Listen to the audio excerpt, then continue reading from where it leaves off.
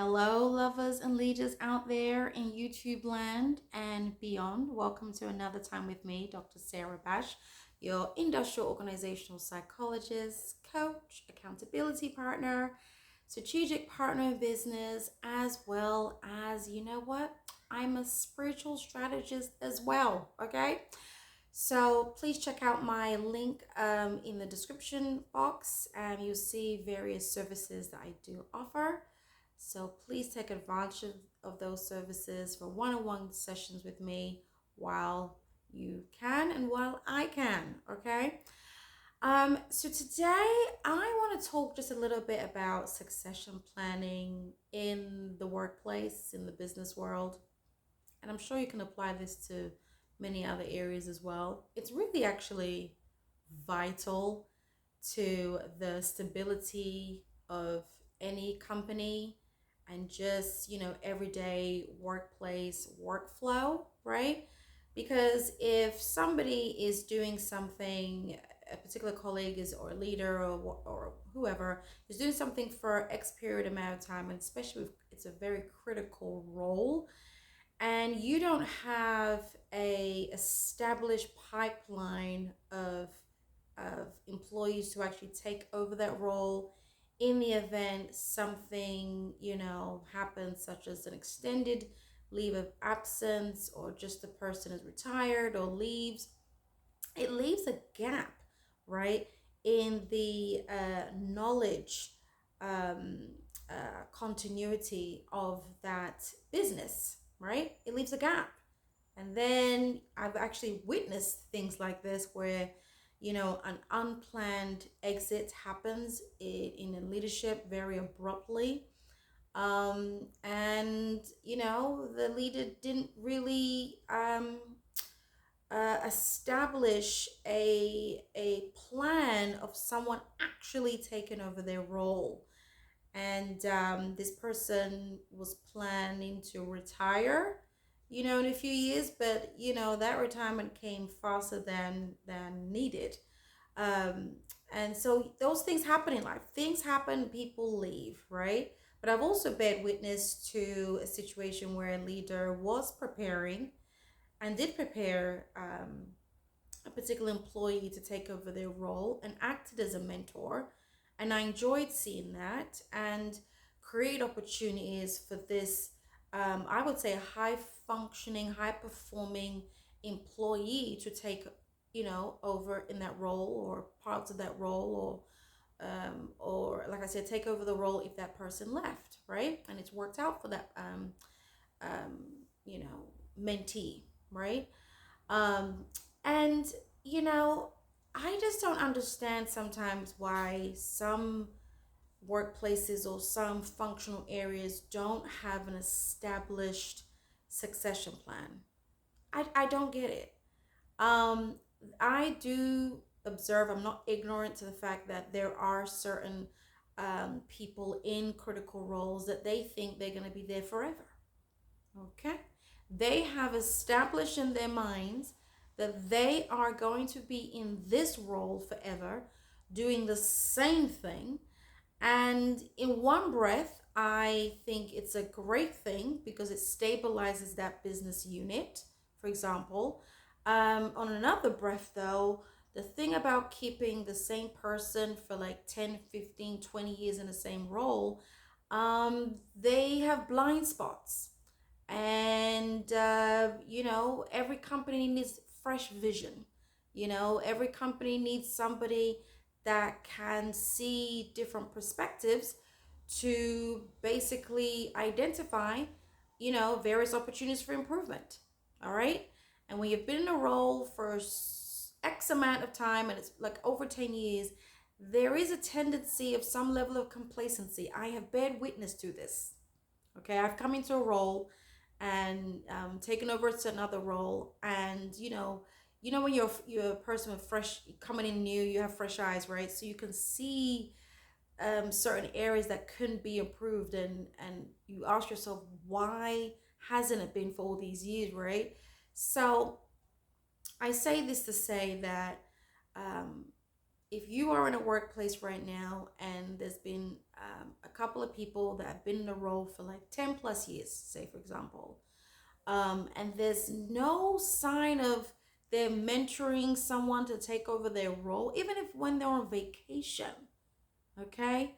Even if they're on a long business trip, there should be somebody that can slip into the role and do some critical tasks. Don't you think? Let me know in the comment section what you think. And the big reason I'm really passionate about leadership and HR, you have to come in here. All right, welcome. Is for the fact that when you have high functioning employees, high performing employees in your establishment, that succession planning is a really good strategic tool to retain them. To retain them. In this current climate of the job market, high performing employees, if you can get them to stay in your establishment for 5 years at least, that's a win for you. That's a win. I'll tell you that much. If you have high performing employees that you've been able to keep them for 10 years, no promotion, okay, and there's been no talk about them being part of a succession pipeline. Wow.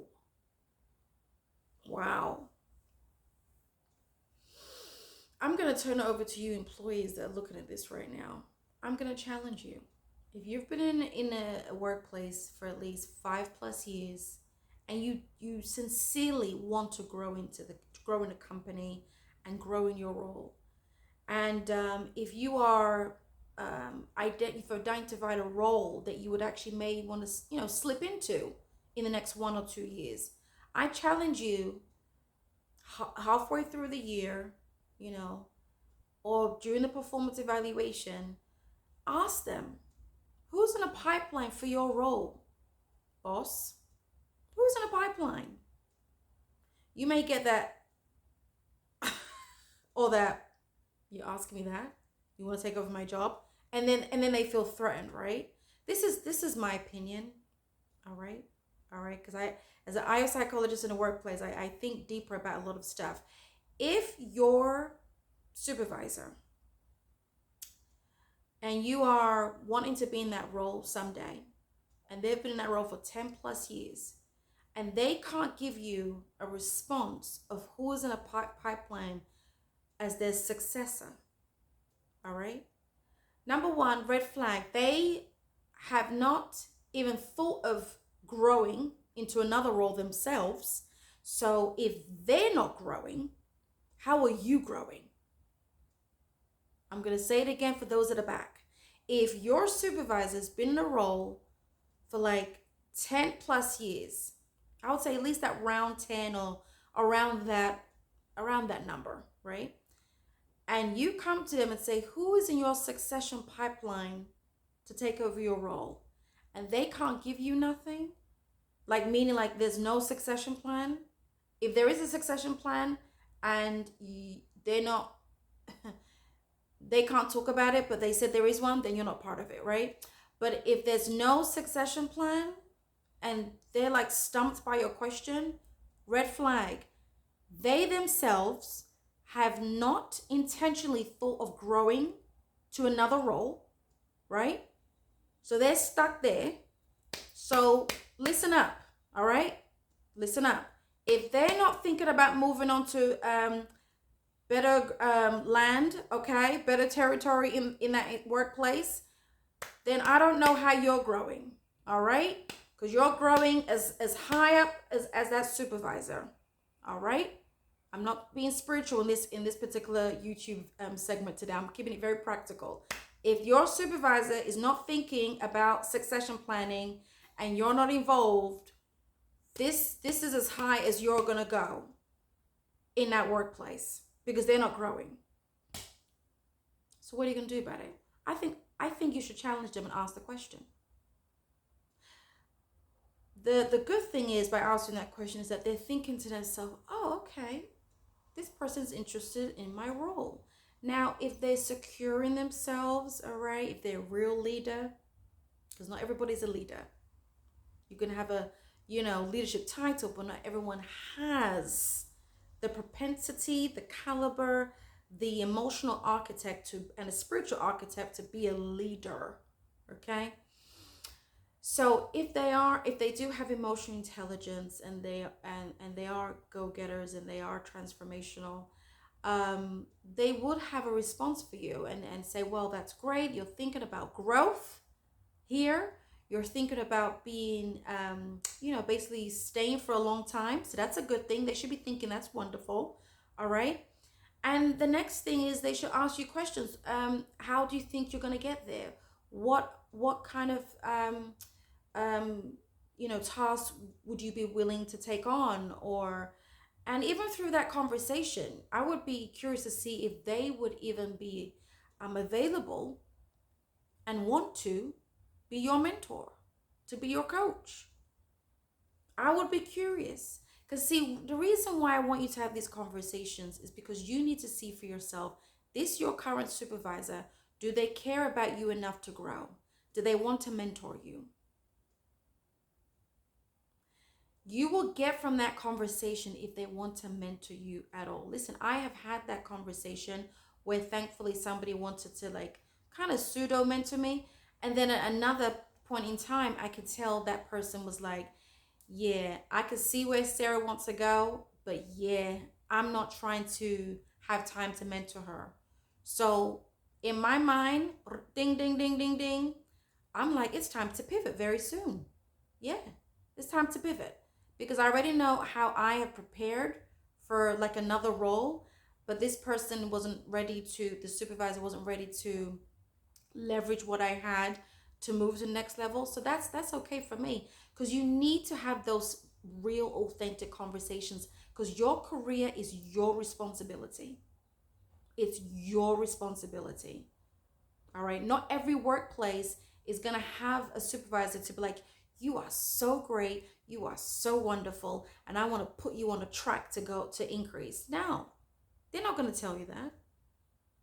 But you yourself have to identify the skills, the soft skills, the so-called hard skills, technical skills that you have, and let them know that you know. And if they want to keep you, they're going to have a plan for you that you can establish together. All right? So this succession planning, I'm telling you, even to the employees that are watching me right now, if you want to retain high performing employees and you are a secure person, if that person, that employee of yours, direct report, has been in the job in this current job climate of 5+ years, and you don't have a plan for them to, get on a track of job promotion, there's no trainings, no happening, no mentorings, no special projects they're taking on, then I guarantee you they're looking for other opportunities. Okay, they're looking for other opportunities, and then you're gonna have to start the whole recruitment process again. All right, you're gonna have to start the recruitment process again. I'm gonna keep it a buck with you. Unfortunately, I'm gonna hold space for this conversation in terms of the fact that there are some supervisors that don't want to grow, that they want to literally retire out in that current role they're in. All right, let's give it a buck. They want to retire out, or maybe not retire, but they just want to stay there for a little while and just linger on, because they're familiar with the role, they know the role, but they don't want to download anything to you, because they know the game. They give you that knowledge, you can take over their role, or you may be able to leave faster out of that particular department into another department, higher level department, or just out of the company. You have to be able to see through the game that happens at a workplace. Unfortunately, it's there. Let me know in the comment section if you're tracking with me regarding this. All right? There are certain supervisors that are very smart in knowing that they don't want to empower you too much. They don't want to give you that much opportunity. Okay? They don't. All right? Because they know that you're already a high flyer and they don't want you to fly that high. So they limit you. Your career is your responsibility. You might say, well, Dr. Sarah, I see them, mentoring other people. Yeah. Maybe that person's just favored by that particular supervisor. Maybe that person is not as a high flyer as you are. Maybe that person they're mentoring is probably, they can control more than you. Listen, there's a lot of psychology that happens in the workplace. It's a battleground, you know. Someone once said it's like a lot of psychological warfare that goes on in the workplace. You got to know who the slick people are and what they're doing. All right. But I'm also going to encourage you as well. You got to stand up for yourself. Speak up for yourself. If that employer doesn't know your intentions of growth and you expect them to always just identify you and grow you, not everyone thinks like that. They're comfortable to have you where you've been. All right. So again, this is for the high performer employees. Ask the question, what is the succession plan for that role that you're gunning for or you're thinking about? What's the succession plan in there? How can I get on board? What opportunities can you do for them? Like projects, right? What training opportunities? What mentoring opportunities? That conversation, who you converse with, is going to let you have some insight of how they view you in that company. And what are you going to do with that data? You are going to start being strategic of how many more months left or years that you want to invest your time in that workplace. It's just business. Your time is your biggest asset. Let me know if you agree with me. Are we together here? Let me know in the comment section. Your time is your biggest asset. Don't let people drain years out of you and there's no growth potential. Again, I'm only talking to the high performers because there's some people that don't really care that much, all right, about growing and expanding in the workplace. But I focus on those people that want to grow in the workplace because as they grow, guess what? The company grows. The profit increases. All right. The brand increases. As a business, you take on more territories, you take on more market share. Yeah, I'm interested in those high performers. Even those quiet, steady eddies, I'm interested in them too. But in terms of retaining good employees, the purpose of this video is to really think about employees. Again, I'm talking to you, HR, I'm inviting you in. You want to retain good, high-performing employees. At that 5-year mark, you need to start evaluating, can this person be part of the succession planning for a particular role? Or maybe a role that's not even been established yet, but you can see that person, that high performer, coming into that role. I've had at least 2 roles I can think of right now that it was new and it was created just for me. It's possible. It's very possible. So again, employees out there, don't be frustrated. Don't be like, I don't know what they think about me. Yeah, I see my performance evaluation, but how do they really regard you to be a real business partner in the workplace? Ask them the question about the succession planning. Because oftentimes these succession plans are just done in secret, behind the scene. Sometimes of course, they choose people. Sometimes even the successor doesn't even know that they're part of the succession plan. I've seen that before. Until the 11th hour. Yeah. Yeah. And I also would also challenge the the thought of when to actually activate that succession plan. Because oftentimes the succession plan is activated when the person leaves the role. My thought process would be activate that succession plan earlier, much earlier. How does that look like? If somebody a particular employee or leader is soon to retire, those conversations should be happening.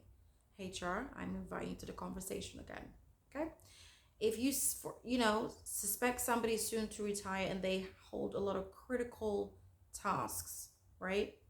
And sidebar, critical tasks are not just the money makers tasks. I'm also talking about critical tasks, like even like regular like admin stuff, all right, that nobody knows how to do.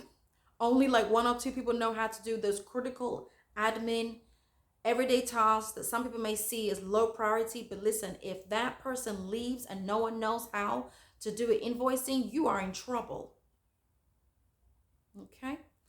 So if somebody's like close to retirement, I would activate that succession planning